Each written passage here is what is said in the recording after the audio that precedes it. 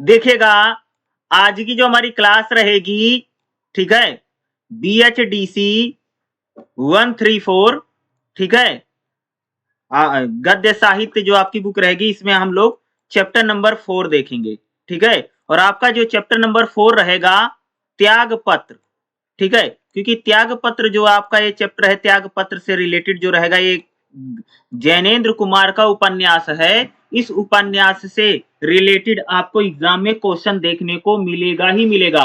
तो chapter number 4 काफी important है, एग्जाम में आएगा ही आएगा, और एक प्रकार का उपन्यास है। इस उपन्यास के बारे में हम लोग क्या करेंगे, डिस्कस करेंगे इस उपन्यास को। तो चलिएगा इसके बारे में बताता हूं। तो अगर आप लोग सबसे पहले इसको, ये जो उपन्यास है जैनेन्द्र कुमार का त्याग पत्र, इसकी अगर आपको स्टोरी पता होगी तो आपको एग्जाम में लिखने के लिए क्या रहेगा, बहुत ज्यादा आसान रहेगा। और मैं आपको बता दूं, लिखने के लिए आता भी है, और इससे रिलेटेड आपको एग्जाम में क्वेश्चन भी मिलेंगे कि त्याग पत्र से, त्याग पत्र का चरित्र बताइए, या त्याग पत्र का कथासार बताइए, या जो त्याग पत्र उपन्यास है जैनेन्द्र कुमार का, उसकी विशेषताएं बताइए। इस टाइप के भी क्वेश्चन आपको एग्जाम में देखने को मिलेगा। तो चलिए हम लोग इसको देखते हैं, जो त्याग पत्र जो उपन्यास है, इसका कथा को देखते हैं। शॉर्ट में मैं आपको बताता हूं। देखो, एक चीज मैं बता दूं, ये त्याग पत्र जो है एक उपन्यास है। कहानी तो थोड़ा छोटी होती है, लेकिन उपन्यास जो होता थोड़ा सा बड़ा होता है। देखिएगा, उपन्यास यानी त्याग पत्र जो उपन्यास है, उपन्यास का जो आरंभ है मृणाल के स्कूल के दिनों से होता है। एक चीज बता दूं, ये जो पूरा उपन्यास है, इसमें दो लोग काफी इंपॉर्टेंट है। एक नाम है मृणाल, मृणाल कह सकते हैं एक लड़की है मृणाल नाम की, ठीक है, जो कह सकते हो कि अपने भाई के साथ, अपनी भाभी के साथ रहती है। और इसमें एक और कैरेक्टर आएगा जिसका नाम प्रमोद है। प्रमोद कौन है, मृणाल का, यानी उनके, उसका भतीजा, यानी प्रमोद की बुआ है मृणाल, ठीक है। तो मृणाल और प्रमोद के इर्द गिर्द कह सकते हो कि ये पूरा जो त्यागपत्र जो उपन्यास है वो घूमेगा। और त्याग पत्र का मतलब ही आप सबको पता है कि होता है भाई रिजाइन देना, जिसे हम बोलते हैं ना, उसने व्यक्ति ने रिजाइन कर दिया नौकरी से। तो यहाँ पर त्याग पत्र मतलब, क्योंकि जो प्रमोद है वो जज की नौकरी करेगा और बाद में रिजाइन कर देगा, इसीलिए कह सकते हैं इस उपन्यास का नाम भी त्याग पत्र ही रखा गया। तो देखेगा, ये जो उपन्यास है त्याग पत्र जैनेन्द्र कुमार का, एक वहां से शुरू होता है जब मृणाल जो है स्कूल के दिनों से होता है। यानी एक छोटी सी लड़की है, और मृणाल जो है कह सकते हो कि वह अत्यंत शरारती और चुलबुली लड़की हुआ करती थी। यानी मृणाल जब अपने स्कूल के दिनों में है, उस वहीं से उपन्यास शुरू होता है। और जो मृणाल नाम की लड़की है बहुत ज्यादा शरारती है और चुलबुली हुआ करती थी, चुलबुली लड़की है, जिसकी शीला नामक एक सहेली, यानी मृणाल की एक सहेली है जिसका नाम शीला है। यानी मृणाल बहुत नटखट चुलबुली लड़की हुआ करती थी, जिसकी शीला नाम की एक सहेली है। शीला और भी नटखट है, यानी शीला भी नटखट है और मृणाल तो नटखट ही है। एक बार शीला गणित के शिक्षक की कुर्सी में कील डाल देती, यानी मृणाल की जो दोस्त है शीला, शीला एक बार क्या करती है, उसका जो गणित का टीचर है उसकी कुर्सी में कीले डाल देती है, ठीक है, जिससे कह सकते हैं कि जो टीचर थे गणित के वो नाराज हो जाते। किसने डाला था, शीला ने, ठीक है, शीला ने उसकी कुर्सी में कीले डाल दी टीचर के स्कूल में, और जिससे टीचर नाराज होता है। और टीचर जब नाराज हुआ गुस्से में, तो उसने बोला कि मैं पूरी कक्षा को मारूंगा, डंडे मारूंगा। और पूछते हैं कि यह काम किसने किया, यानी भाई मृणाल को पता है कि यह काम शीला ने किया है, और शीला उसकी बहुत खास कह सकते हैं प्रकार की दोस्त है। शीला बहुत ज्यादा शरारती थी, उसने टीचर के जिस पर कुर्सी थी उस पर कील डाल दी। और बाद में टीचर को पता चला कि पता नहीं था भाई किसने डाला। उसने पूछा किसने डाला है, कीले डाल रखी हैं, तो कोई बोला नहीं, ठीक है, वो बोलता कि मैं पूरी कक्षा को मारूंगा या दंडित करूंगा। तो इसके लिए क्या होता है कि टीचर जो है वो पूरी कक्षा को दंड देने के लिए, मारने के लिए तैयार हो जाते हैं। मृणाल को पता है कि यह काम शीला ने किया है, तब भी वह कक्षा में खड़ी होकर के स्वीकार कर लेती है काम किसने किया। देखो, मृणाल को ये पता था कि टीचर की जो कुर्सी है उसमें कील डालने का काम किसने किया, शीला ने किया है। लेकिन मृणाल नाम की जो लड़की है, शीला की जो दोस्त, शीला उसकी जो दोस्त है, वह उसका नाम नहीं बताती है, बल्कि मान लेती, यानी टीचर के सामने कह देती कि कीले मैंने डाली है। कौन बोलता है, मृणाल बोलती है। हो सकता है शीला उसकी बहुत पक्की सहेली रही होगी, सोची होगी बेचारी मार खाई से मैं ही मार इसकी सह लेती हूँ। यानी दोस्ती में या फ्रेंडशिप में कह सकती कि उसने उसने अपनी सहेली शीला का नाम नहीं बताया, बल्कि उसने बोल दिया कि भैया कील उल मैंने डाल रखी है, ताकि टीचर ही उसको मार दे। उसने किया है। इस पर टीचर ने उसकी डंडे से पिटाई की, जिसे वह शांति से स्वीकार कर लेती। यानी भाई जब कीलें तो शीला ने डाली थी, टीचर गुस्से में था, उसने पूछा किसने काम किया?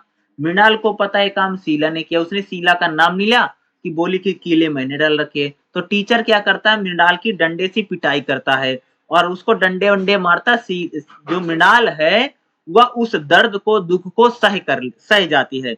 मृणाल की पीड़ा की यह पहली तस्वीर है। यानी मृणाल को इतने डंडे वंडे मारे गए और उसने कह सकते हैं चुपचाप इस दर्द को या इस दुख को उस मृणाल नाम की लड़की ने सह लिया। ये कह सकती कि पहली तस्वीर थी जब उसको इतना ज्यादा दुख हुआ, और कह सकती कि जैसे हम भाई विष पी जाते हैं, घूंट पी जाते हैं, वो उसको पी गई। ये पहली तस्वीर थी।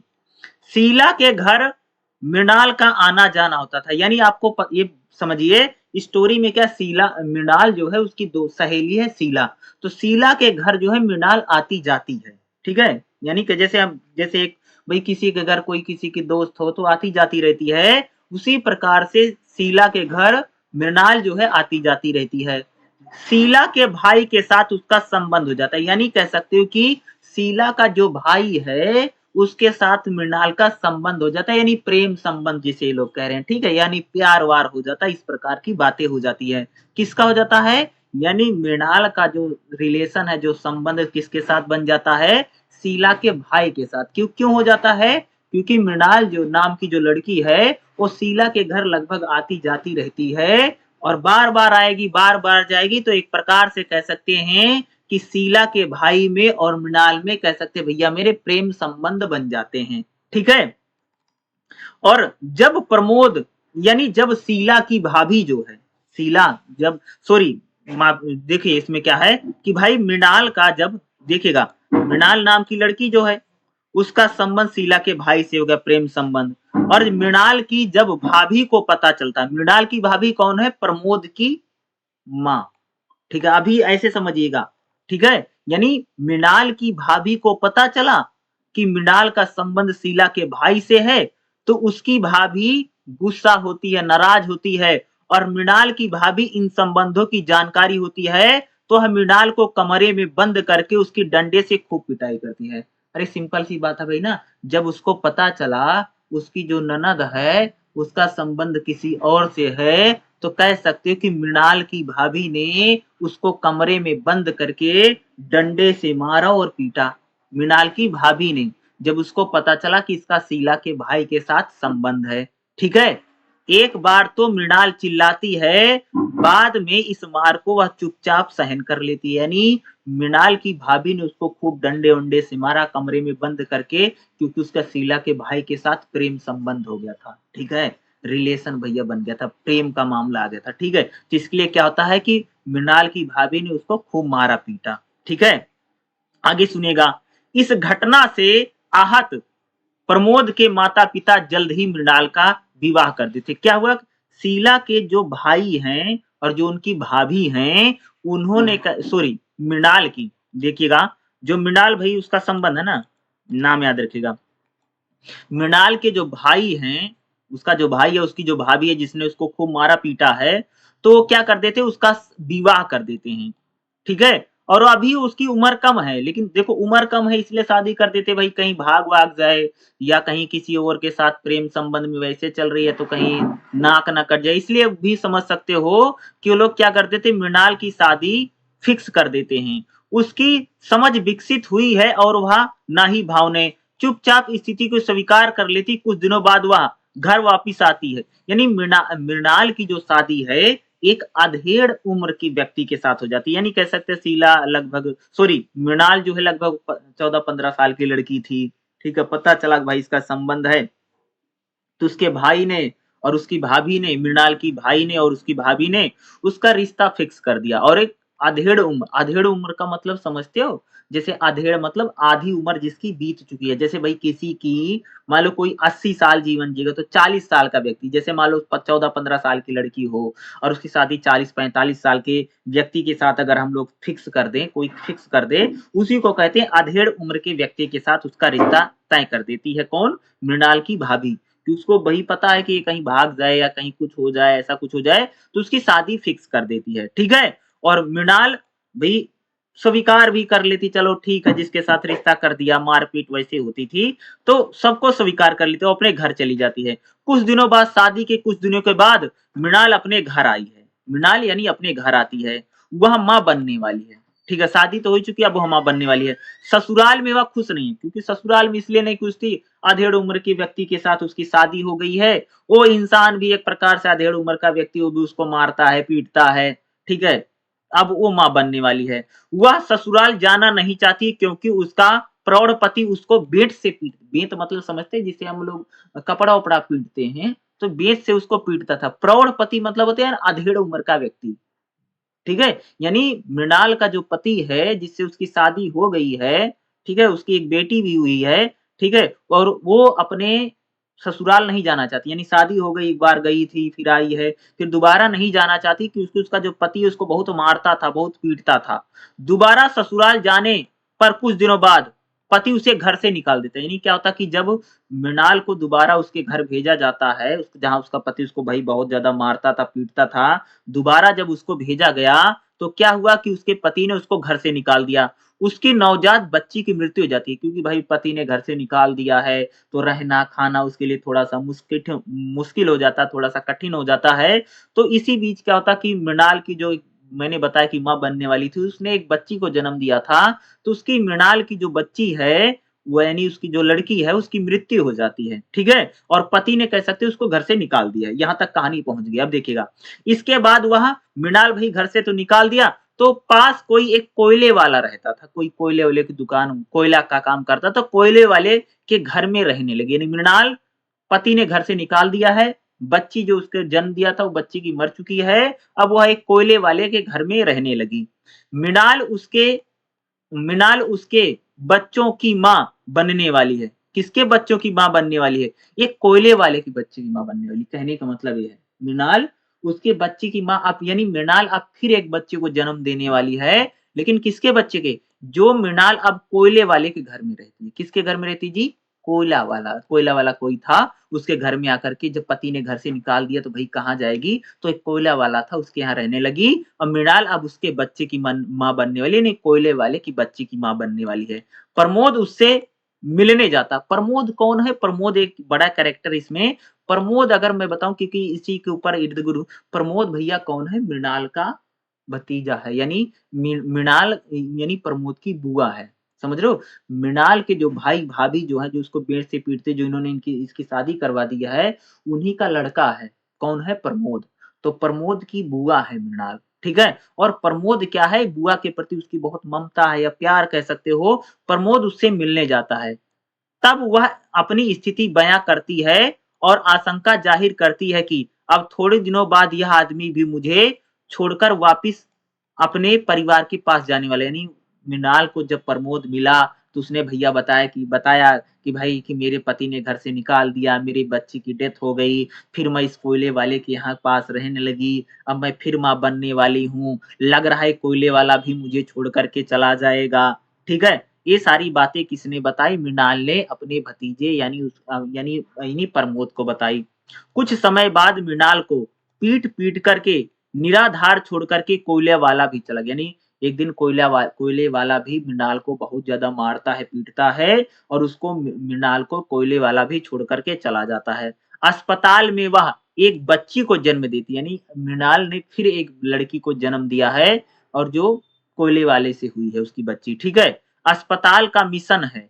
अस्पताल वाले यह प्रस्ताव देते हैं कि इस बच्ची को मिशन को सौंप दे, यानी जैसे होता नहीं कोई मिशन उशन होता है, कोई जैसे संगठन था, तो वहां पर अस्पताल का मिशन था कि जैसे मान लो ऐसे कोई जैसे अकेली माँ रहती, उसने बच्ची को जन्म दिया तो भाई इसको सौंप दो, यानी जैसे कोई एनजीओ है, कोई मिशन है, तो उसको प्रस्ताव आता कि भाई इस मिशन को दे दो, तुम इस बच्ची का पालन पोषण कहाँ कर पाओगी, तो मिशन को सौंपने की बात होती है। मिशन उसे पाल पोस करके पढ़ा लिखा करके बड़ा कर देगा।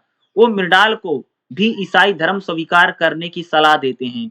उसे नर्स की नौकरी देने का लाभ प्रलोभन भी मिलता है। मृणाल उसके इस प्रस्ताव को ठुकरा देती और बिना किसी सहारे के वहां से चल, यानी मृणाल जिस अस्पताल में भर्ती है वो ईसाई मिशनरी का स्कूल है, ईसाइयों का, सॉरी ईसाइयों का अस्पताल था, जहां पर मृणाल ने अपनी बच्ची को जन्म दिया। मृणाल को बोला गया कि भाई तुम अपनी बच्ची को ईसाइयों का जो मिशन होता, जो क्लब होता, उसको सौंप दो और तुमको हम लोग नर्स की नौकरी भी दे देंगे और नौकरी भी मिल जाएगी और आराम से रहोगी। लेकिन मृणाल जो है ईसाई को जो प्रस्ताव आता है मिशन को बच्ची को सौंप देना और नौकरी लेना, इन सबको मानने मना कर दी थी कि उसको बोला गया तुमको ईसाई धर्म स्वीकार करना पड़ेगा और ये सब हो जाएगा, नौकरी मिल जाएगी, तुम्हारी बच्ची को हम लोग ले भी लेंगे, उसको पाल पोस करके बड़ा भी कर देंगे, पढ़ा लिखा भी देंगे, इस प्रकार को उसको लालच मिला। लेकिन ये सारी चीजें उसने लेने से मना कर दिया। इसी बीच प्रमोद के विवाह की चर्चा थी। अब कहानी आगे चलती है तो भाई उधर पता चला है कि प्रमोद का भी विवाह होने वाला है। प्रमोद कौन? जो मृणाल का भतीजा है, ठीक है, मृणाल उसकी बुआ है। तो प्रमोद की शादी की चर्चाएं चल रही हैं, ठीक है। वह लड़की देखने के लिए जिस घर में जाता है उस घर में नौकरानी के रूप में मृणाल मिलती है, यानी प्रमोद जो है शादी के लायक हो गया है, उसका भतीजा, और प्रमोद एक लड़की को देखने के लिए जब एक घर में गया है तो उस घर में नौकरानी के रूप में काम करती हुई उनको मृणाल मिलती है। यानी जिस घर में प्रमोद अपनी लड़की यानी शादी का रिश्ता लेकर के गया है, उसके घर में उसकी बुआ नौकरानी के रूप में काम करती हुई मिली है। कौन? मृणाल मिली है, ठीक है। मृणाल का जीवन अब ढर्रे पर आ गया है। हालांकि उसकी बच्ची की मृत्यु हो गई, यानी जो जिस बच्ची को उसने दोबारा जन्म दिया था, जो अस्पताल में, और अस्पताल वालों ने बोला था हम पैसा दे देंगे, बच्ची को पाल पोस के बड़ा कर देंगे, लालन पालन कर देंगे, तुम ईसाई धर्म अपना लो, मिशन को दे दो, उसने दिया नहीं और चली जाती है। उस बच्ची की भी मृत्यु हो चुकी है। मृणाल एक घर में नौकरानी के रूप में काम करती है और भाई मृणाल तो एक घर में नौकरानी के रूप में काम कर रही है, तो प्रमोद उसी घर में रिश्ता लेकर के आया है, ठीक है। लड़की वालों को पता चल गया, यानी प्रमोद भैया जिसके घर में रिश्ता आया था उसके घर वालों को पता चल गया कि मृणाल प्रमोद की बुआ है। पता चल गया कि नौकरानी तो इसकी बुआ है जो लड़का रिश्ता लेकर के आया है।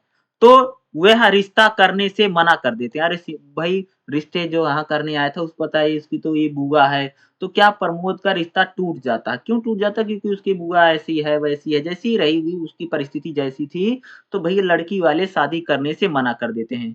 मृणाल को भी नौकरी से निकाल देते, यानी मृणाल को नौकरानी के रूप में जो काम करती थी उसको घर से निकाल दिया और प्रमोद का रिश्ता जिस घर में लड़की से होने वाला था उस लड़की ने भी प्रमोद से शादी करने से मना कर दिया और प्रमोद जिस घर में रिश्ता लेकर के गया था उन्होंने शादी करने से मना कर दिया और उसकी बुआ जो मृणाल जो नौकरानी का काम करती थी उसे भी नौकरी से निकाल दिया।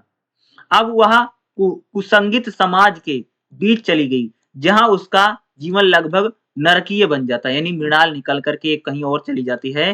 प्रमोद फिर प्रयास करता है कि मृणाल उसके साथ घर चले, यानी प्रमोद चाहता है कि बुआ उसके साथ चले और उसके साथ रहे। ऐसे घूमने फिरने से क्या होगा, इधर उधर जाने से। कोयले वाले के यहाँ मिलने पर भी प्रमोद प्रस्ताव रखता है कि परंतु मृणाल कहती है कि वह घर तुम्हारा नहीं है, तुम्हारी माँ का है। अब प्रमोद की माँ की मृत्यु हो चुकी है, प्रमोद भी बड़ा वकील बन गया है, तब भी मृणाल उसके प्रस्ताव को ठुकराती है। नहीं, प्रमोद कई बार अपनी बुआ को कहता है कि बुआ घर चलो और तुम कहाँ ऐसे घूमती रहोगी, लेकिन मृणाल हमेशा मना कर देती है और कहती है कि वो घर तुम्हारा थोड़ी है प्रमोद, तुम्हारी माँ का है, मुझे रहने नहीं देंगी। कुछ समय बाद हो सकता है भैया प्रमोद बड़ा हो गया, वकील भी बन गया है। अब प्रमोद की माँ यानी जो उसकी भाभी जो उसको मारती थी और जब पता चला था प्रेम संबंध के बारे में तो भाई उसको मारती थी पीटती थी, लेकिन अब कह सकते हो कि उसकी भी अब प्रमोद की जो कह सकते हो कि माँ है या मृणाल की जो भाभी थी उसकी डेथ हो गई है, तो लेकिन वो जाती नहीं, उसको प्रमोद उसको कई बार ले जाने के लिए बोलता है। वह प्रमोद को कहती है कि वह अपने रुपए इसी बस्ती के लोगों पर खर्च करे। यह यह वह नहीं कर पाता। समय बीत जाता है। प्रमोद वकील से जज बन जाता है। एक दिन पता चलता है कि बुआ मर गई है। यानी प्रमोद जो है वकील बनता है, वकील से जज बन जाता है और उसकी बुआ उसके साथ आती नहीं, इधर-उधर कहीं रह करके इसी किसी न किसी तरह से वो अपना जीवन व्यतीत करती है और एक दिन पता चल जाता है कि प्रमोद को पता चला है उसकी बुआ जो मृणाल है उसकी मौत हो गई है।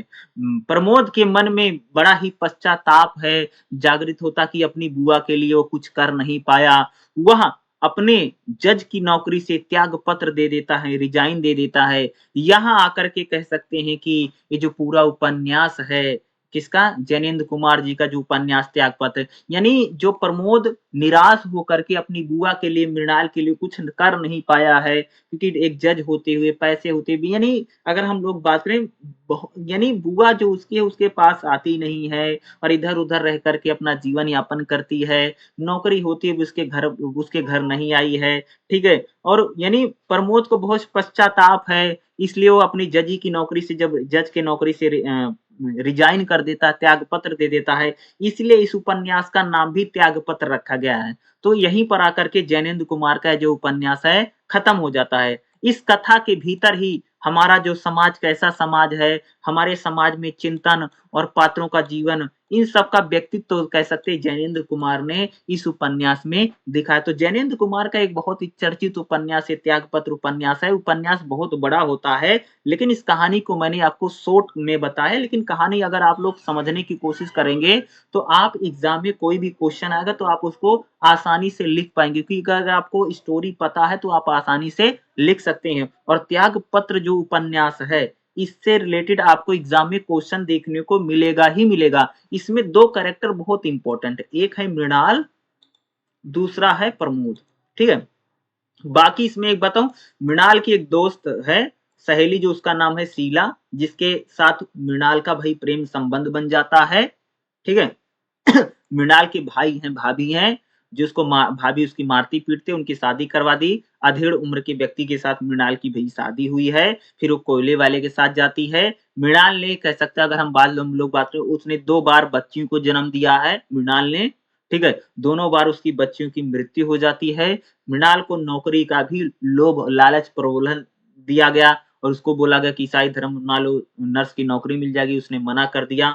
यानी प्रमोद उसको बार-बार अपनी बुआ को अपने घर ले जाने की कोशिश करता है कि मेरे साथ चलो, मेरे साथ रहो, यहाँ ऐसे कब तक जीवन जियोगी। लेकिन उसकी बुआ जो है वो जाना नहीं चाहती, या कह सकते हैं बहुत स्वाभिमानी महिला है, या इसलिए भी नहीं जाना चाहती है, उसको लगता है कि मैं क्यों जाऊँ, मैं तो ऐसा है जीवन किसी न किसी प्रकार से काट लूँगी, इसके साथ जाऊँगी तो बहुत बदनामी होगी, दुनिया भर की बातें वो सोचती रहती है।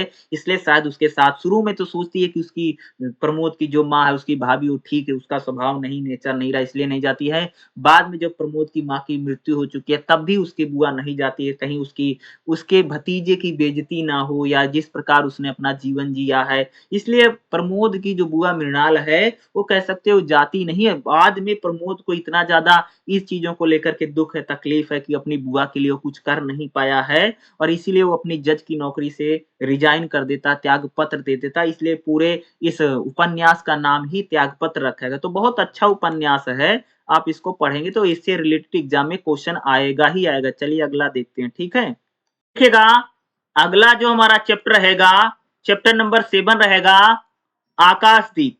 ये आकाशदीप कहानी है जो जयशंकर प्रसाद की कहानी है, ठीक है। और जयशंकर प्रसाद की जो कहानी आकाशदीप, इस आकाशदीप कहानी से भी आपको एग्जाम में क्वेश्चन देखने को 100% मिलेगा, क्योंकि ये भी क्या, ये भी बहुत ज्यादा इंपॉर्टेंट है। तो आकाशदीप कहानी से भी आपको एग्जाम में क्वेश्चन आएंगे और देखने को मिलेगा ही मिलेगा। तो चलिए हम इस कहानी को शॉर्ट में देखते हैं, क्योंकि अगर शॉर्ट में पता रहेगी तो आपको लिखना क्या रहेगा, आसान हो जाएगा। तो चलिए इसको देखते हैं, इसमें क्या क्या इंपॉर्टेंट है। एक चीज मैं बता दूं, इसमें 2 बहुत इंपॉर्टेंट, एक है चंपा और दूसरा भाई बुद्धगुप्त। ये 2 कैरेक्टर हैं और इन्हीं के इर्द गिर्द कह सकते हैं पूरी कहानी या पूरी स्टोरी जो है इन्हीं दोनों के आसपास घूमती रहेगी। देखिएगा, कहानी में 2 प्रमुख पात्र हैं। एक का नाम है चंपा, चंपा लड़की है, ठीक है। दूसरा कैरेक्टर जो है इसमें है बुद्धगुप्त। ठीक है। दोनों समुद्र में एक जहाज पर बंदी बने हुए हैं, यानी बुद्धगुप्त जो है और जो चंपा है एक जहाज में दोनों को किसी ने बंदी बना रखा है। ठीक है। दोनों के हाथ पांव बंधे हुए, किसके? चंपा के और बुद्धगुप्त के। फिर भी वह प्रयास पूर्ण अपने बंधन को खोलकर मुक्त हो जाते हैं।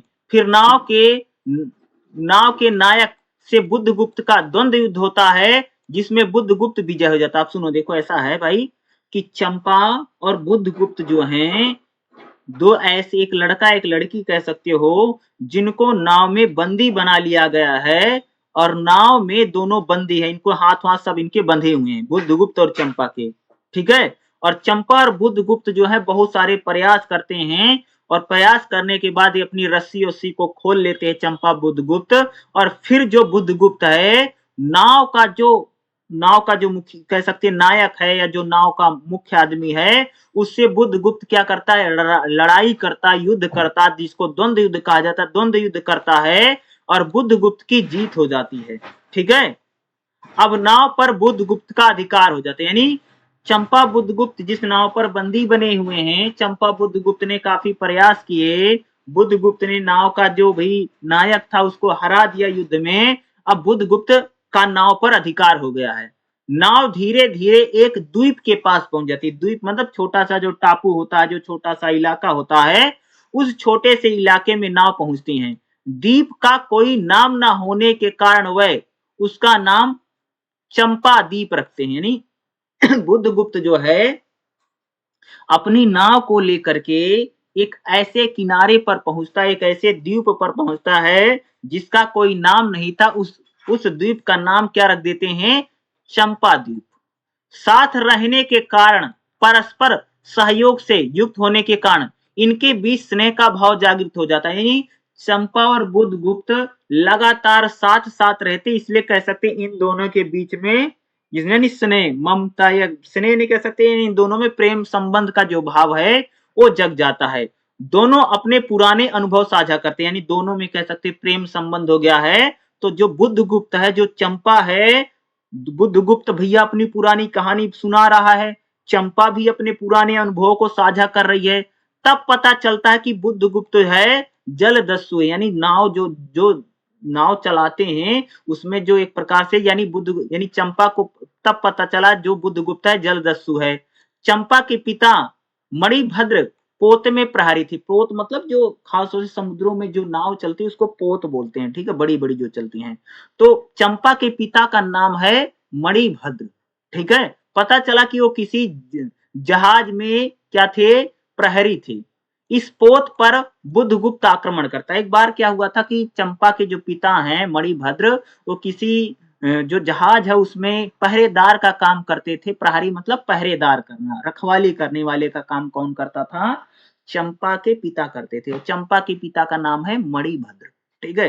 तो भाई चंपा के पिता किसी नाव की रखवाली करते थे, नाव चलती थी, उसी नाव पर जो है भैया बुद्धगुप्त ने आक्रमण करता है। इस आक्रमण में चंपा के पिता मारे जाते हैं, यानी बुद्धगुप्त ने जिस नाव पर हमला किया जिसके कारण से चंपा के पिता मारे जाते हैं। जब यह बात चंपा को पता चली है तो उसके मन में बदला लेने की भावना जागृत हो जाती है। यानी जिस बुद्धगुप्त से चंपा का प्रेम संबंध है, जिस बुद्धगुप्त और चंपा भी नाव में बंदी बने हुए थे, जिन नाव का जो नायक था उसको मार वार करके युद्ध जीत करके चंपा को छुड़ा करके और एक द्वीप पर ले गया है। और जब दोनों एक दूसरे को कहानियां सुनाते हैं तो आखिरी में पता चलता है कि भैया कि चंपा के पिता को मारने वाला बुद्धगुप्त ही है। तो चंपा के मन में कह सकते कि एक बदला लेने की जो भावना है कि इसने मेरे पिता की हत्या कर दी है या इसके कारण से मेरे पिता की जान गई है, इसलिए चंपा के मन में कह सकते हो कि बुद्धगुप्त से बदला लेने की भावना जागती है। इस बीच दोनों के हृदय में प्रेम के भाव पल्लवित होने लगते हैं। यानी दोनों के मन में देखो, चंपा के मन में बुद्धगुप्त से अपने पिता की हत्या का बदला यानी बदला लेने की भावना है, लेकिन दोनों के बीच में कह सकते भैया प्रेम संबंध भी होने लगता है। अंततः चंपा मानसिक अंतर द्वंद में अपना हथियार फेंक देती है, परंतु बुद्धगुप्त से विवाह के प्रस्ताव को अस्वीकार कर चंपा एक दिन जाकर के बुद्धगुप्त को मारने का प्रयास करती है, लेकिन चंपा बुद्धगुप्त से प्रेम करती थी, प्यार करती थी, इसलिए चंपा ने जो भाई मारने के लिए जो हथियार ले रखा है उसका हथियार छूट जाता है। चंपा लास्ट में कह सकते बुद्धगुप्त को तो जान से नहीं मारती है, लेकिन बुद्धगुप्त जो है जो चंपा से कह सकते प्रेम करता था, बुद्धगुप्त ने चंपा के सामने प्रेम का प्रस्ताव यानी शादी करने के लिए बोला था। बुद्धगुप्त को तो जान से चंपा ने नहीं मारा है, लेकिन चंपा उसके विवाह का जो प्रस्ताव है वो उसे अस्वीकार कर देती है प्रेम और प्रतिशोध के द्वंद्व में। यानी चंपा भी जिससे प्रेम करती है उसे शादी नहीं कर सकती है, उससे इतना ज्यादा प्रेम है, उसी ने वही उसके बाप को हत्या कर रखी है या उसके कारण से उसकी फादर की जान गई है। तो कह सकते चंपा का जो मन है बहुत ही पसो पेश में फंसा हुआ है। यानी भी वही बात, आगे कुआं है पीछे खाई है, ऐसा चंपा के मन में हमेशा ये क्या चल रहा है, द्वंद्व चल रहा है। ये द्वंद्व चंपा के मन में हमेशा चलता रहता है और चंपा इस कारण से अकेले में रहना चाहती है, अकेला जीवन व्यतीत करना चाहती है। और चंपा जिस द्वीप पर गई है, जिसका नाम बुद्धगुप्त ने एक समय भाई चंपा द्वीप रखा था, इस द्वीप में वह जीवन भर आकाश दीप जलाती रहती है। आकाश दीप मतलब आकाश को देखती रहती है और चंपा खुद अपने मन में मन यानी अंदर ही अंदर जलती रहती है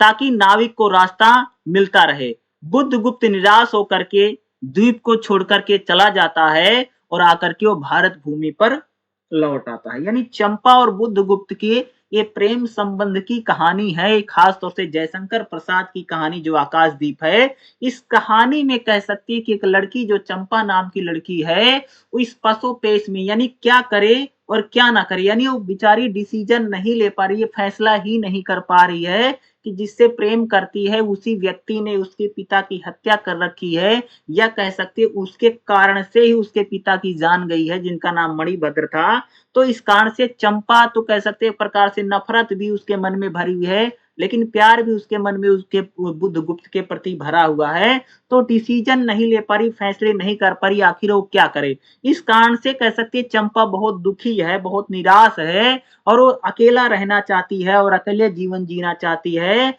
और बीच में बुद्धगुप्त को भी लगता है कि चंपा ऐसे निराश है, तो बुद्धगुप्त भी भाई निराश होकर के, हताश होकर के वापस उस द्वीप को छोड़ करके चला जाता है। और चंपा कह सकते जिस प्रकार से आकाशदीप जलता रहता है, उसी प्रकार से कह सकते चंपा का जीवन भी एक प्रकार से यानी द्वंद्व में फंसा हुआ और एक यानी कह सकते हैं कि जिसका कोई अंत नहीं है और जिसका कोई आदि नहीं। यानी वो प्रेम भी जिससे कर रही उससे कर भी नहीं सकती है, नफरत भी कर रही है जिससे उसी से प्रेम हो गया है। तो इस प्रकार से चंपा नाम की लड़की का पूरा जीवन है। और ये पूरी जो कहानी बड़ी इंपॉर्टेंट कहानी, आकाशदीप कहानी लगभग यही कहानी है। और इस कहानी से रिलेटेड भी आपको एग्जाम में क्वेश्चन देखने को मिलेगा ही मिलेगा। और एक जयशंकर प्रसाद की कहानी बहुत फेमस कहानियों में से है।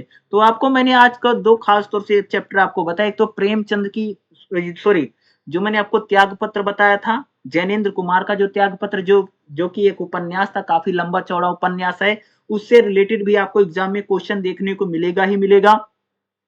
दूसरा जो मैंने आपको एक आकाशदीप कहानी बताई है, इस कहानी से भी आपको एग्जाम में क्वेश्चन देखने को मिलेंगे ही मिलेंगे। तो इस दोनों कहानियों से आपको एग्जाम में क्वेश्चन आएगा ही आएगा। ठीक है, तो इन दोनों को आप लोग जरूर करके जाइएगा। ठीक है, क्योंकि इससे क्वेश्चन आते ही आते हैं। देखिएगा आज की जो हमारी क्लास रहेगी BHDC 134, इसमें हम लोग 5वां चैप्टर देखेंगे, क्योंकि खास तौर से इसमें जो कहानियां हैं, 2-3 कहानियों को आज जरूर पढ़ेंगे जो कि एग्जाम में आती हैं। जैसे कहानी आपकी क्या है, नमक का दरोगा कहानी।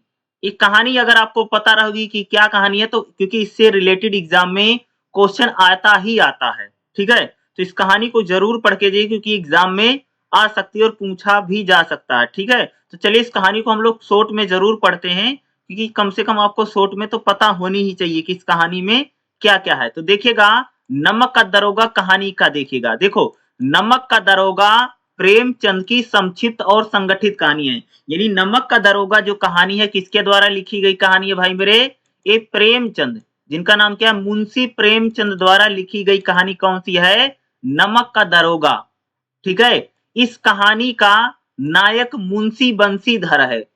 इस कहानी का जो मेन कैरेक्टर है ना, जिसको तुम लोग हीरो बोलते हो, तो उसका क्या नाम है? मुंशी बंसीधर।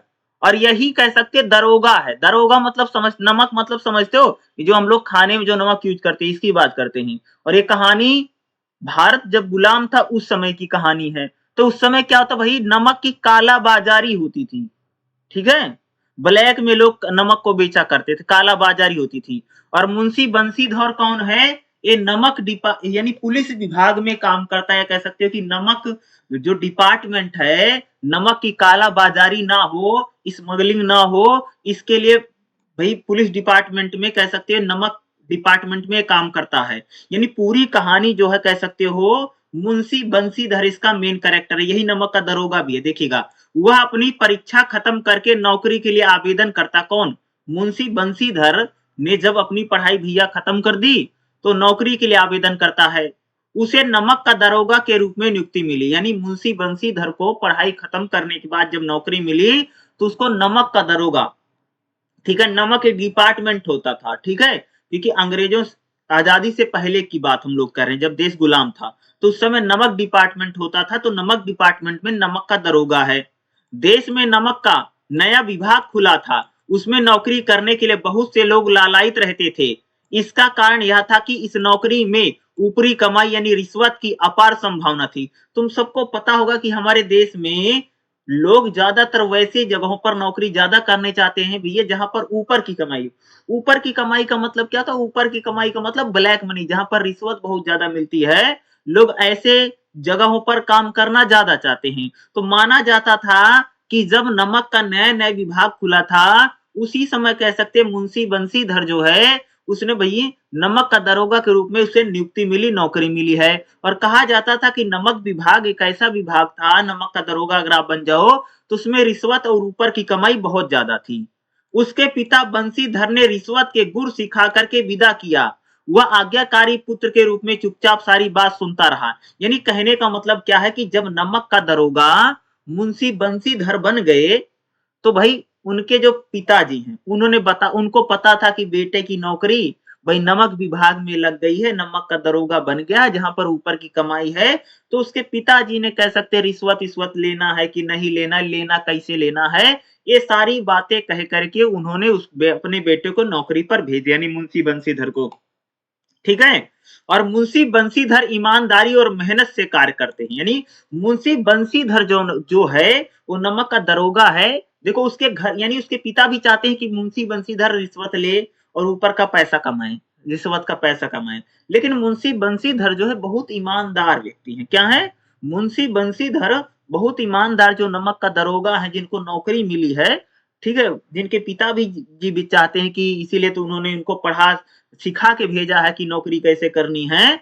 तो बंसीधर जो बड़ा ईमानदार हैं, बहुत मेहनती भी हैं कह सकते हो। उन्हें नौकरी करते हुए 6 महीने हुए हैं। एक रात में कुछ गाड़ियां माल लेकर के जा रही थी। बंसीधर को पता चला कि इस इलाके की गाड़ियां प्रतिष्ठित जमींदार पंडित ओपी दीन की है। इसमें नमक जा रहा था। यानी मुंशी बंसीधर को जो नमक का दरोगा बने हैं उनको भाई मेरे 6 महीने हो गए काम करते हुए। एक दिन पता चला कि रात को कुछ नमक की गाड़ियां जा रही जिसमें नमक की काला बाजारी हो रही है। और नमक की जो काला बाजारी हो रही थी, नमक की गाड़ियां जा रही थी, उस इलाके में एक जमींदार थे, एक बड़ा पैसे वाला आदमी जो जमींदार है, एक जमींदार थे जिनका नाम है पंडित ओपी दीन। ये सारी गाड़ियां पंडित ओपी यानी पंडित ओपी दीन कह सकते हैं नमक के काला बाजारी करने वाले व्यक्ति हैं। ठीक है, भले काला बाजारी कर स्मगलिंग करते थे पंडित ओपी दीन, एक प्रकार से नमक की करते थे। ठीक है, और रात को मुंशी बंसीधर यानी जो नमक का दरोगा है उनको पता है भाई रात को स्मगलिंग हो रही नमक की, तो गाड़ी को पकड़ने गए। सरकार ने नमक व्यापार पर प्रतिबंध लगा रखा था। यानी आम आदमी नमक नहीं बेचेगा, खाली सरकार नमक बेचेगी। यानी नमक को बेचना एक प्रकार से गैर कानूनी था। ठीक है, तो इसी को बोलते हैं जो चीजें प्रतिबंधित हैं, जो चीजें सरकार सिर्फ करेगी और कोई नहीं करेगा उसी को बोलते कालाबाजारी। तो भाई नमक पर तो प्रतिबंध लगा था और मुंशी बंसीधर को पता चला कि नमक की कालाबाजारी हो रही है। मुंशी बंसीधर ने पंडित ओपी दीन को गिरफ्तार कर लिया। भाई जब मुंशी बंसीधर को पता चला कि नमक की गाड़ियां जा रही हैं और ये सारी गाड़ियां पंडित ओपी दीन की हैं, तो मुंशी बंसीधर यानी जो नमक का दरोगा है, उसने पंडित ओपी दीन को अरेस्ट कर लिया, क्योंकि वह क्या कर रहे थे? पंडित ओपी दीन नमक की कालाबाजारी कर रहे थे, यानी ब्लैक ब्लैक में नमक बेच रहे थे। ठीक है, स्मगलिंग करने के आरोप में कह सकते हो, उन्होंने पंडित ओपी दीन को अरेस्ट कर लिया। उनको पैसे भी देने की बात की गई थी मुंशी बंसीधर को रिश्वत में, कि पैसे वैसे ले लो, लेकिन वो माना नहीं। तो उसने क्या किया भाई, मुंशी बंसीधर ने पंडित ओपी दीन को गिरफ्तार कर लिया। ठीक है, हालांकि पंडित जी दरोगा को 40,000 रुपए की रिश्वत देने की पेशकश की थी। यानी मुंशी बंसीधर को जो कालाबाजारी कर रहे थे, जो जमींदार साहब पंडित ओपी दीन है, नमक की कालाबाजारी करते थे, उन्होंने मुंशी बंसीधर नमक का दरोगा को बोला कि भाई तुम 40,000 रुपए की रिश्वत ले लो और मुझे छोड़ दो, जिसे बंसीधर ने रिजेक्ट कर दिया। यानी रिश्वत लेने से कह सकते हो मुंशी बंसीधर ने मना कर दिया, यानी ईमानदार थे।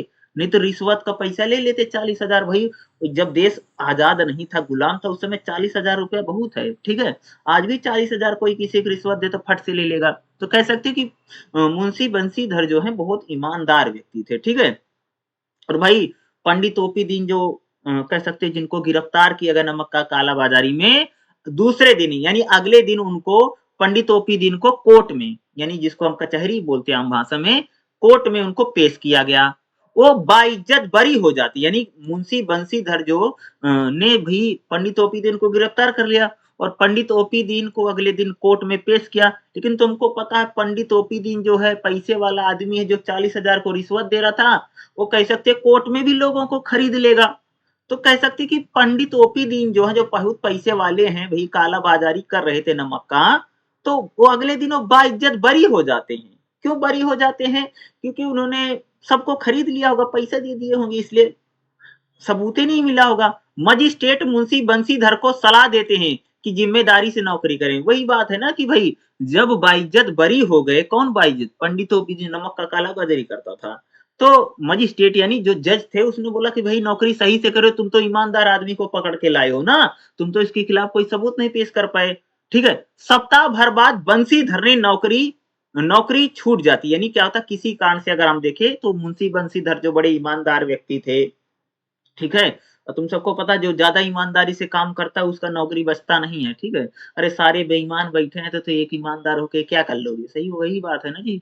तो क्या होता, कुछ दिन के बाद मुंशी बंसीधर की नौकरी छूट जाती है। ठीक है, वह पुनः घर लौट आते, यानी मुंशी बंसीधर जो नमक का दरोगा बने थे और बड़ी ईमानदारी के साथ, बड़ी निष्ठा के साथ, और कह सकते एक काला बाजारी करने वाले आदमी को बड़ा मुर्गा पकड़ा था उन्होंने, 40,000 का उनको रिश्वत भी दे रहा था, वो कह सकते हो, तो उनको पकड़ा था। लेकिन क्या हुआ, बाद में किसी कारण से बेचारे की नौकरी छूट गई और घर लौट आते हैं। घर वाले बहुत निराश और दुखी होते हैं यार, सिंपल सी बात है ना कि मुंशी बंसीधर की नमक का दरोगा नौकरी लगी थी और घर वाले भी निराश होते हैं, वो भी दुखी होते हैं।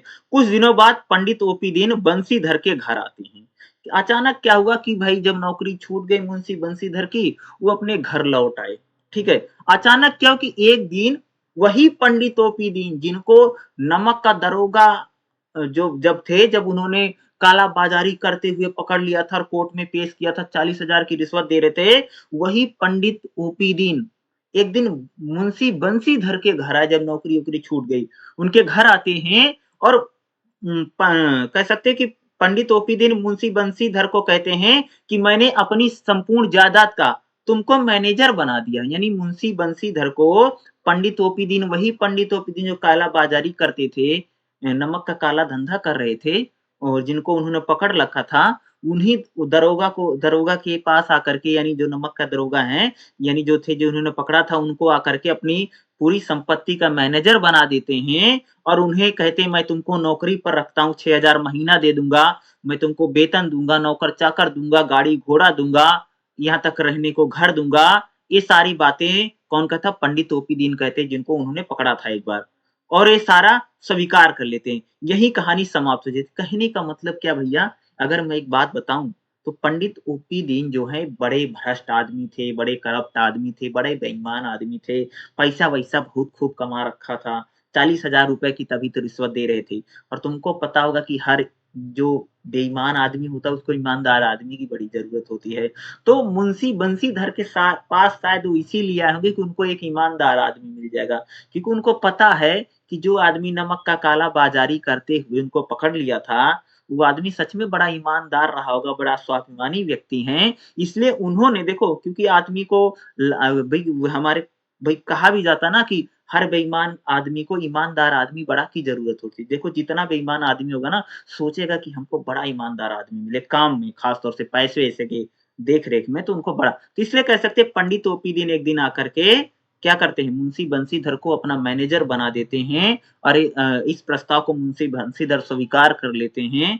ठीक है, यहीं पर कह सकते हैं प्रेमचंद की कहानी समाप्त हो जाती है। तो नमक का दरोगा जो कहानी बड़ी इम्पोर्टेंट कहानी, बड़ी अच्छी स्टोरी है, ठीक है? क्योंकि इससे रिलेटेड आपको एग्ज़ाम में क्वेश्चन देखने को मिलेगा ही मिलेगा, क्योंकि नमक का दरोगा कहानी से क्वेश्चन हर साल आते हैं और इस साल भी आपको आएगा ही आएगा। देखिएगा, अगला जो हमारा चैप्टर रहेगा, चैप्टर नंबर 9 रहेगा और इसमें हम दूसरी जो कहानी बड़ी इम्पोर्टेंट कहानी रहेगी वापसी, क्योंकि इसको वापसी कहानी को लेकर के आपको एग्ज़ाम में क्वेश्चन मिलेगा ही मिलेगा।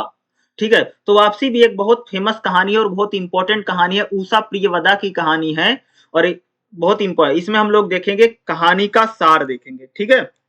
इसमें अगर मैं बात करूं तो अगर शॉर्ट फॉर्म में अगर बताऊं ये कहानी किसकी कहानी है, ये कहानी कह सकते हैं कि जब कोई व्यक्ति सरकारी नौकरी या प्राइवेट जब घरों में रिटायर होकर के लोग पहुंचते हैं और रिटायर होने के बाद व्यक्ति की हालत उस घर में कैसे बन जाती है, उस व्यक्ति की कहानी है कह सकते हैं। रिटायर होने के बाद भाई न तो पत्नी पूछ रही है, न तो बेटी पूछ रही है, न तो बहू पूछ रही है, न तो बेटा पूछ रहा है, हर कोई व्यक्ति उनको पूछ ही नहीं रहा है। तो ऐसे रिटायर पर्सन की कहानी आप लोग भी अपने आसपास जो लोग नौकरियों से रिटायर हो गए होंगे आप लोग उनको भी देख रहे होंगे उनकी हालत किस प्रकार की है, ठीक है?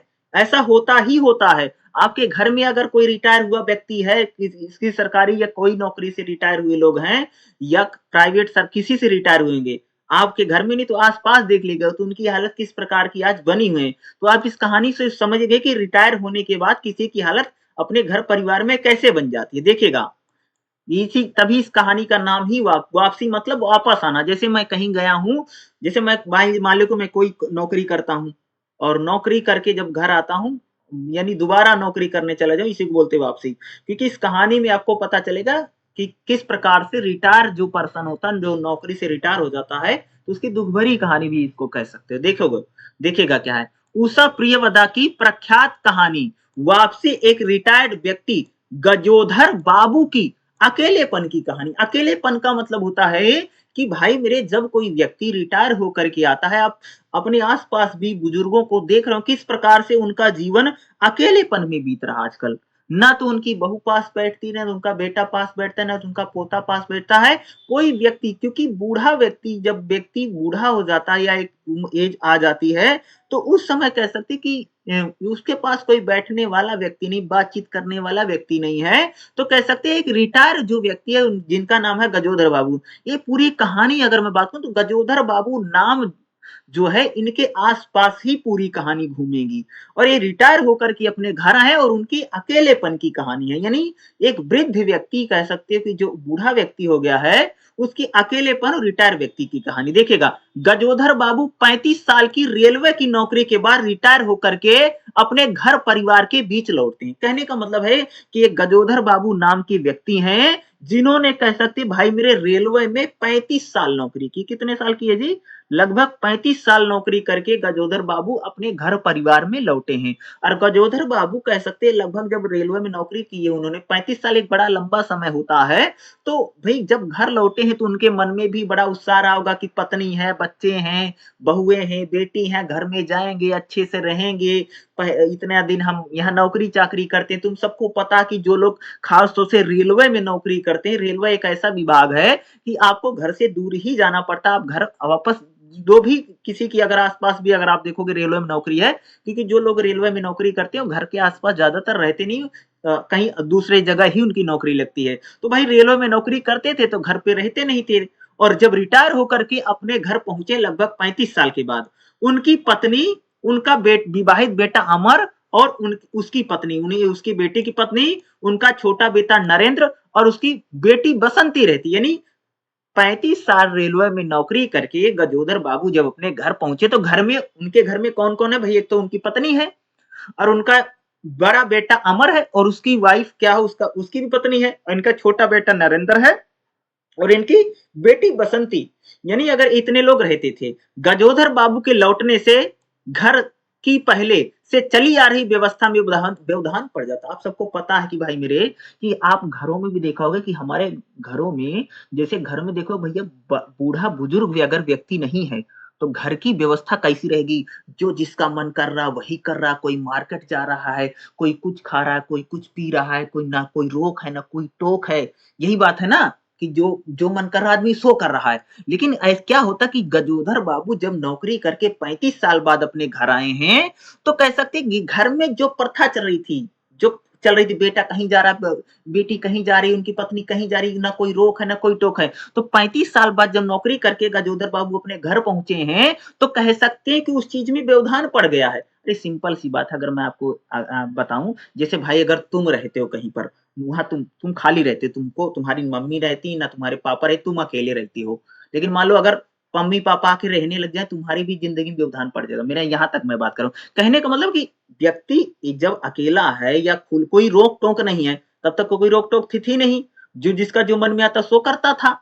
तो गजोधर बाबू जब आए हैं तो कह सकते भाई रोका टोक करते होंगे, तुम क्यों कर रहे हो क्यों नहीं कर रहे हो। तो कह रहे हैं कि उनके घर में जो व्यवस्था थी, जैसे लोग रह रहे थे, उस व्यवस्था में गजोदर बाबू के आने से व्यवधान पड़ा, जिसे वह भावनात्मक स्वागत की उम्मीद में अपनी पत्नी बच्चों से कर रहे थे, वैसा कुछ नहीं होता। इसके विपरीत सभी लोग ऐसा महसूस होता कि गजोदर बाबू के आने से उनका निजी जिंदगी में हस्तक्षेप हो गया है। गजोदर बाबू जब घर आए हैं तो उनको लगा कि उनकी पत्नी, उनकी बेटी, उनके बच्चे उनका स्वागत करेंगे, उनका सत्कार करेंगे, उनको खिलाएंगे पिलाएंगे। लेकिन गजोदर बाबू को ऐसा लगता है कि जब वो उनके घर आए हैं तो उनको लगता कि जैसे इन लोगों की जिंदगी में भाई इंटरफेयर हो रहा है। इससे क्या होता कि घर के जो उनके परिवार के लोग हैं, उनकी पत्नी है, बच्चे हैं, उनकी बहू है, उनका बेटा है, उनका छोटा बेटा है, उनकी बेटी है, तो हर कोई व्यक्ति कह सकते हैं उनसे खुश नहीं है, खुश नजर नहीं आ रहा है।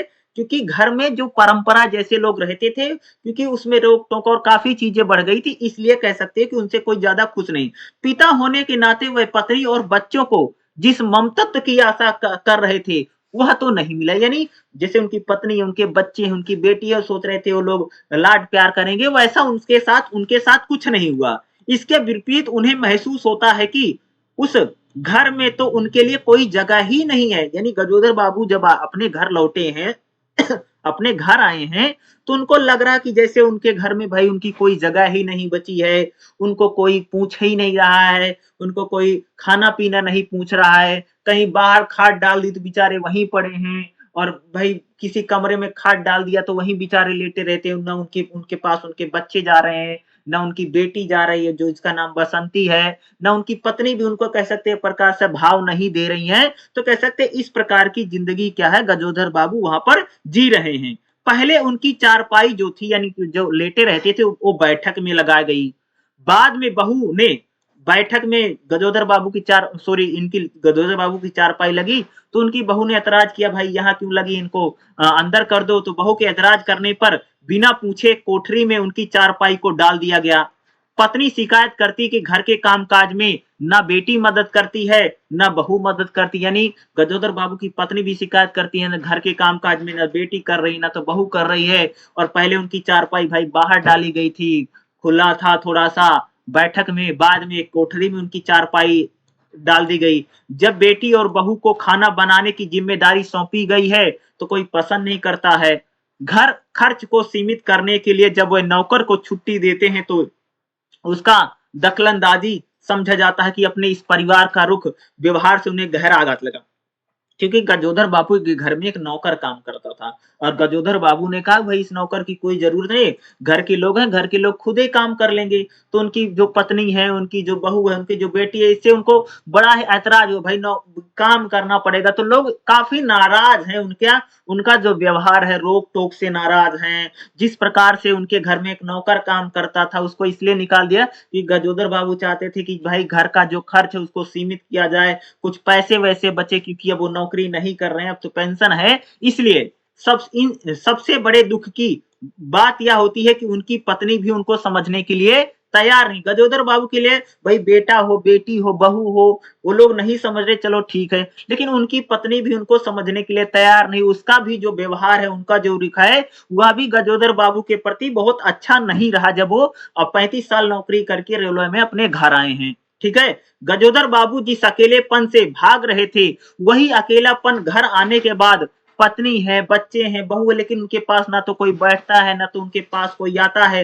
भाई जिस प्रकार का अकेलापन कह सकते हो कि उनको रेलवे में नौकरी करते हुए था, वही अकेलापन कह सकते जो घर में आए हैं उस समय भी उनके पास कह सकते वही अकेलापन उनको आज यहाँ पर भी खा रहा। कहने का मतलब है अकेलापन उनकी जिंदगी में यह बना हुआ ही है। जबकि वो सोच करके आए थे भाई घर परिवार में जाएंगे, सभी लोग हैं, उनका आदर सम्मान होगा, लेकिन वैसा बिल्कुल ही नहीं होता, बल्कि उसके सब उल्टा ही हो रहा है। ठीक है, इस निराशा में वापस उसी छोटी जगह पर लौट जाते हैं। यानी गजोदर बाबू इन चीजों से इतना ज्यादा निराश होते हैं, इतना ज्यादा दुखी होते हैं कि एक दिन कह सकते कि वह उसी जगह लौट जाते थे जहां वह रेलवे की नौकरी किया करते। यानी अब घर वालों का जो व्यवहार है, उनका जो रुख है, उससे दुखी होकर के वह वहीं पर रेलवे में जहां नौकरी करते थे वहीं लौट जाते हैं और एक चीनी मिल में जाकर के नौकरी करने लग जाते हैं। वे अपनी पत्नी को भी साथ चलने के लिए कहते हैं, लेकिन उनकी पत्नी मना कर देती है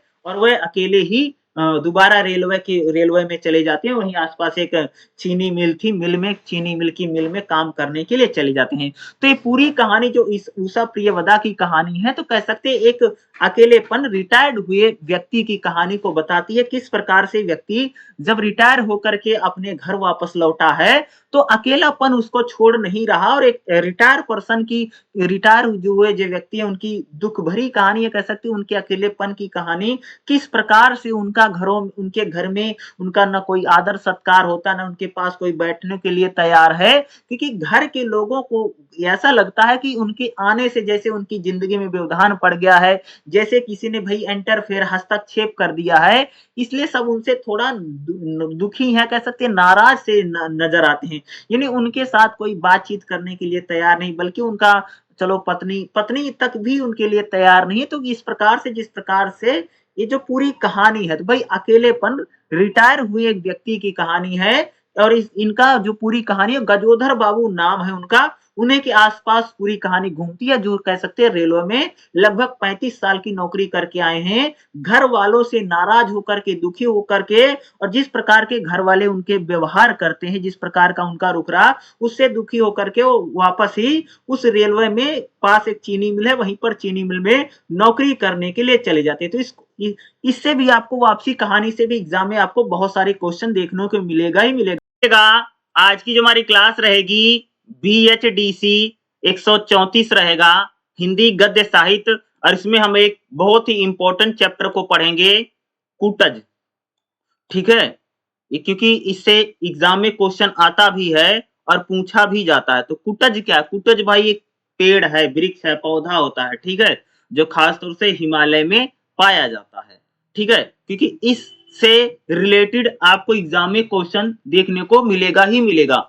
तो कूटज देखिए, कूटज का सार हम लोग देखेंगे, साथ में इसका विचार पक्ष और भाव पक्ष जो रहेगा वो काफी इंपॉर्टेंट होता है। यानी 14.2 और 14.3 है, ये एग्जाम के पॉइंट ऑफ व्यू से बहुत ज्यादा इंपॉर्टेंट है, और आपको बुक में पेज नंबर 209 पे मिलेगा। ठीक है, तो देखिएगा, सबसे पहले हम लोग देखेंगे कूटज का सार, क्योंकि कूटज क्या होता है इसको जानना जरूरी है। देखिए, कूटज का आरंभ द्विवेदी जी पर्वतों के सौंदर्य से करते हैं और बताते हैं कि पर्वत शोभा निकेतन होते हैं। यानी अगर हम बात करें तो ये जो है, जो कूटज है, इसको हजारी प्रसाद द्विवेदी ने लिखा। किसने लिखा? पहले तो नाम पता करो, इसके लेखक कौन है? हजारी प्रसाद द्विवेदी। और कूटज जब लिखना शुरू करते हैं तो उन्होंने बताया है कि भाई जो कूटज है यह पर्वतों को सुंदरता प्रदान करने वाला एक प्रकार से वृक्ष बता रहे हैं। यानी पर्वत जो होते हैं, जो खास तौर से उसमें सुंदरता प्रदान करने का काम कौन करता है? एक कूटज नाम का वृक्ष करता है। पर्वतों में हिमालय तो सबसे सुंदर है। आप सबको पता होगा कि भाई इस दुनिया में, देश में जितने पर्वत हैं, सबसे सुंदर जो पर्वत है, यानी जो सबसे सुंदर पर्वत कह लो या पहाड़ कह लो, वो सबसे सुंदर जो पर्वत पहाड़ है वो तो हिमालय ही है।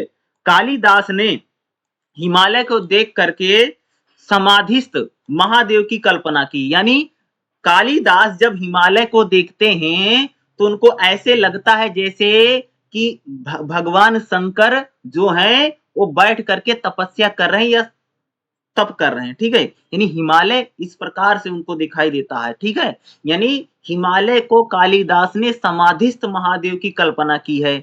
इस हिमालय की तलहटी में, यानी अगर हम हिमालय की बात करें तो भैया हिमालय की जो तलहटी है उसी में ही कह सकते हो कि यह कुटज नाम का पेड़ पाया जाता है। एक पौधा है, वृक्ष है। ठीक है, कुटज एक पौधा है, पेड़ है। ठीक है, जिसके चारों ओर नीरस पहाड़ियां, यानी कुटज जो है बहुत बढ़िया, यानी कह सकते हैं कि कुटज जो है वो एक प्रकार से बहुत मीठा है, रसमान है। और लेकिन कुटज के आसपास जो बहुत नीरस पहाड़ियां हैं, जैसे कहने का मेरा मतलब है कि एक आदमी बहुत टैलेंटेड हो और उसके आसपास सारे निकम्मे आदमी हो, तो कह रहे हैं कि कुटज नाम का जो वृक्ष है उसके आसपास जो पहाड़ियां पाई जाती हैं, झाड़ियां जो हैं वो बहुत नीरस है। नीरस मतलब उनमें कोई रस नहीं, उसमें कोई सुंदरता नहीं, कोई उनमें कोई स्वाद नहीं है। कुटज जो वृक्ष है वो बहुत बेहतर है, कह सकते हो। उन्हीं में से यह कुटज वृक्ष रस अर्थात जल के स्रोत खोज लेते हैं। यानी कह सकते हैं कुटज जो है यह एक प्रकार से जल का स्रोत खोज लेता है, कुटज नाम का जो वृक्ष है। बाकी कोई और पहाड़ियां जो होती हैं उस जल के स्रोत को नहीं खोज पाती हैं। यानी कुटज जो है एक जो वृक्ष है वो रस से भरा हुआ, यानी जल के स्रोत से भरा हुआ एक पौधा है। और कुटज नाम का जो वृक्ष है उसके आसपास अगर हम लोग बात करें तो नीरस पहाड़ियां होती, यानी उसमें उनमें किसी प्रकार का रस नहीं है, स्वाद नहीं है। और बल्कि ये जो कुटज नाम का वृक्ष है ये रस और स्वाद से भरा हुआ है।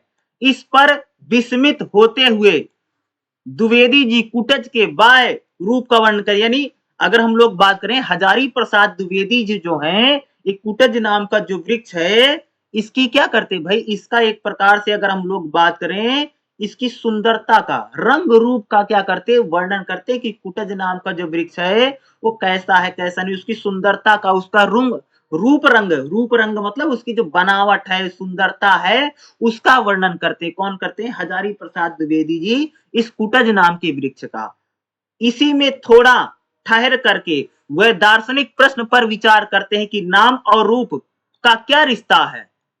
यानी जब हरजहाजी प्रसाद द्विवेदी भाई मेरे जब इस कुटुज नाम के पेड़ का वर्णन करते हैं और इसकी बड़ी प्रशंसा करते हैं तो एक बार विचार भी करते हैं कि जो कुटज नाम का वृक्ष है इसका जो नाम है इसका क्या रिश्ता है। इस प्रकार वह नाम रूपी सामाजिक स्वीकृति है। इसी प्रश्न पर विचार करते समय वो यह जानकारी देते हैं कि कालिदास के मेघदूत जब रामगिरी पर यक्ष की मेघ की ठीक है अभ्यर्थना करनी थी तब वहां और कोई पुष्प नहीं था, इसलिए कुटुज पुष्पों की अंजलि देकर के संतोष करना पड़ता है। यानी अगर बात करूं हजारी प्रसाद द्विवेदी जी कहते हैं कि जब कालिदास की एक बहुत बड़ी कृति है, बहुत बड़ी कविता है भाई, उसका नाम है मेघदूत। और वो उस मेघदूत का मतलब होता है कि बादल, ठीक है, बादल जो पानी आकर बरसता है उसको बोलते हैं मेघदूत। कालिदास की एक बहुत बड़ी कृति है, संस्कृत में आती है। तो कहते हैं कि कालिदास ने जब मेघदूत लिखा था तो वहां पर और कोई वृक्ष नहीं था, तो वहां पर सिर्फ कुटुज नाम का वृक्ष ही था और इसे कुटुज नाम के वृक्ष से ही संतोष करना पड़ा था। यानी कुटुज नाम का भाई एक ऐसा पेड़ होता है, एक ऐसा वृक्ष होता है जो कहीं पर भी उग जाता है, खासतौर से पहाड़ियों में भी उग जाता है, जो नीरस पहाड़ियां होती है यानी पर्वत को फाड़ करके पैदा हो जाता है। यानी कुटुज नाम का जो वृक्ष है यानी जो नीरस पहाड़ियां जहां पर पानी भी नहीं वहां पर उगता है। यानी कि इस पेड़ को, यानी ये पेड़ जो है जो पौधा है वो पहाड़ी में पर्वतों में उगता है अगर हम कुटुज की बात करें। ठीक है, कोई पुष्प नहीं था, कुटुज वृक्ष यानी अर्थात यह वृक्ष मेघदूत में कालिदास का काम करते हैं। यानी कहते हैं कि कालिदास ने जो मेघदूतम कविता लिखी है और खास तौर से ये जो कुटुज नाम का वृक्ष है या भैया बादलों को बुलाने में, क्योंकि कुटुज नाम का जो पौधा है ये तो पहाड़ियों में भी उग जाता है और कोई पैदा वैसे पहाड़ी में उगता नहीं है, ठीक है। और कालिदास के जो मेघदूत है यानी उनके जो बादल हैं, बादलों को बुलाने का काम करता है। आप सबको पता भी होगा कि भाई पेड़ों की वजह से बादल छाते हैं और बारिश होती है। तो कह रहे हैं कि कालिदास की जो कृति है मेघदूत, उसमें इसने बड़ी महत्वपूर्ण भूमिका निभाई। किसने? कुटुज नाम के पौधे ने। इस वृक्ष की अवहेलना संस्कृत साहित्य में तो मिलती है, रहीम ने भी इसकी अवहेलना की। यानी कहने का मतलब, यानी ये जो कुटुज नाम का जो वृक्ष है, संस्कृत के कई सारे साहित्यों में इस वृक्ष का, इस पौधे का वर्णन हम लोगों को देखने को मिलता है। साथ ही साथ जो रहीम है, ठीक है, जो बहुत बड़े साहित्यकार हैं, आपने नाम भी जानते होंगे, जो रहीमन पानी राखे बिन पानी सब सून, और पानी गए न उबरे मोती मानुष चीन, उसी वाले रहीम की यहाँ पर बात कही जा रही है, ठीक है। तो रहीम ने भी इसका वर्णन किया कुटुज नाम का। इसके पश्चात लेखक कुटुज का अर्थ करता है, यानी कुटुज क्या होता है, तो कुटु का अर्थ है घड़ा। कुटु का मतलब क्या होता है? घड़ा होता है। जब यह पेड़ घड़े से कैसे पैदा हुआ होगा, फिर वह अपने पाठकों को यह जानकारी भी दे देता है कि प्रतापी अगस्त मुनि भी कुटुज कहे जाते हैं। फिर भी इस कुटु शब्द से कुटकारिका, कुटहारिका, कूटनी आदि शब्दों के महत्व को बताते चलते, यानी जो कुटु जो है, यानी कुटु का मतलब होता है घड़ा, और खास तौर से जो अगस्त मुनि उनको भी कुटुज कहा जाता है। तो ये जो कुटुज नाम का जो पौधा है, इसका अर्थ बताते हुए लेखक चलता है। आगे चल करके द्विवेदी जी इस तथ्य की जानकारी भी देते हैं। कुटुज शब्द आर्य, कुटुज जो शब्द है आर्य जाति का तो नहीं जान पड़ता, यानी हजारी प्रसाद द्विवेदी जी कहते हैं जो कुटुज शब्द है या जो कुटुज वर्ड है, ये आर्य जाति का नहीं मालूम पड़ता है। इस प्रक्रिया में वह ऑस्ट्रिया एशियाटिक भाषा परिवार की चर्चा में पाठकों को लाते हैं और बताते हैं कि कैसे एशिया और ऑस्ट्रेलिया भूभाग पहले मिले हुए थे और बाद में प्राकृतिक परलोक से अलग। यानी कुटुज जो शब्द है, इसको कह रहे हैं भैया ये ऑस्ट्रेलिया और एशिया भाषा परिवार का है। कुटुज जो शब्द है ये आर्य जाति का नहीं है, ये बात कर रहे हैं। और कह रहे हैं कि जो एशिया है और जो ऑस्ट्रेलिया है, ये पहले आपस में मिले हुए थे, लेकिन प्रकृति के प्रकोप से, भगवान के प्रकोप से, प्रकृति नेचर के प्रकोप से ऑस्ट्रेलिया और एशिया कह सकते हो वो अलग अलग हो गए हैं। इसी बीच वही यानी हजारी प्रसाद द्विवेदी यह भी पाठकों को बताते हैं कि संस्कृत में अनेक भाषाओं का मिश्रण। आप सबको पता कि भाई संस्कृत में कई भाषाओं का मिश्रण है। यह भी भारतीय संस्कृति की भी मिश्रित संस्कृति है, शुद्ध आर्य संस्कृति नहीं है। यानी हजारी प्रसाद द्विवेदी कहते हैं कि जो आर्यों की संस्कृति है वो शुद्ध संस्कृति नहीं है, बल्कि कह सकते हैं कि एक मिली हुई संस्कृति है, मिक्स है। इस विषय पर उन्होंने अशोक के फूल निबंध में विस्तार से लिखा। यानी अशोक का जो पेड़ होता है, अशोक के पेड़ का जो वृक्ष होता है, उसके जो फूल होते हैं, उस पर भी उन्होंने जब निबंध लिखा तो इसको बताया था। यह सिर्फ प्रासंगिक जानकारी दी गई, यानी कुटुज जो पेड़ है, जो पौधा है, जो खास तौर से हिमालय की पहाड़ियों में उगता है और खास तौर से जो नीरस पहाड़ी होती है वहां पर एक कुटुज नाम का वृक्ष उगता है, उसकी जानकारी हजारी प्रसाद द्विवेदी ने दी है। इसके बाद द्विवेदी जी कुटुज की जीवनी शक्ति का, उसके वैभव को वर्णन करते हैं और समाज और मनुष्य और जीवन पर कोई सूत्र वाक्य कहते हैं।